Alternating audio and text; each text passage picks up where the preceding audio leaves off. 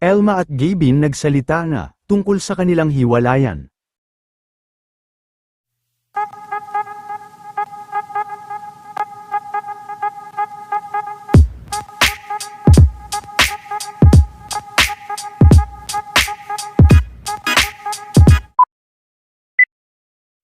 Marami nga ang talagang nagulat, matapos ang opisyal na pagsasalita nila Gavin Kapinpin, at longtime girlfriend nito na si Elma Asagra, ng kanilang naging hiwalayan. Ayon kay Gavin at Elma, ay ikinalulungkot nilang ibalita, na matapos ang 7 taon, ay hindi na nga nila nakayanan, at tuluyan na din naghiwalay ang dalawa. Sinubukan pa umano nilang ayusin ang kanilang relasyon at matatandaan din na nagbakasyon pa sila sa ibang bansa nitong June.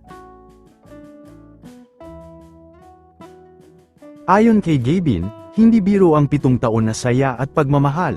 Kaya hayaan niyo ko ipaliwanag sa huling pagkakataon ang lahat. Elma and I had a beautiful 7 years, but kailangan na po namin sabihin sa inyo na lahat po ginawa namin. Pero hindi po kami nagtagumpay isalba ang relasyon namin, matagal na po namin ito nilalaban at nilalabanan, pero hindi po namin masabi agad sa inyo dahil alam po namin na malulungkot kayo. Dahil puro saya at pagmamahal lang ang naipakita namin sa inyo sa loob ng 7 taon.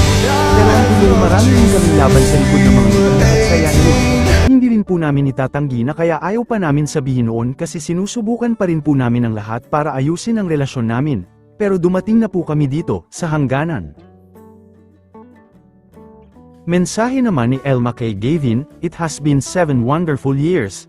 I learned so much from our relationship, and I will always value the time we shared together. You have been such an important part of my life. Ang daming plano at pangarap na natupad natin ng sabay. Salamat sa pagmamahal na binigay mo sa akin at sa pamilya ko. You gave me the kind of love that I will forever cherish. I will always be thankful and grateful for you. You will always have a space in my heart. Breaking up is never easy, especially when it happens in front of everyone. Hiling lang po namin ang inyong pag-unawa at respeto sa aming privacy habang sinusubukan naming simulan ang bagong yugto ng aming mga buhay. Gavin and I will continue to support each other as we go our separate ways. We hope that you will still join us on our new journeys." Nilinaw din ng dalawa, na aware sila sa mga kumakalat na kwento tungkol sa cheating issue noon, ngunit ito ay gawa-gawang kwento lamang umano at walang katotohanan.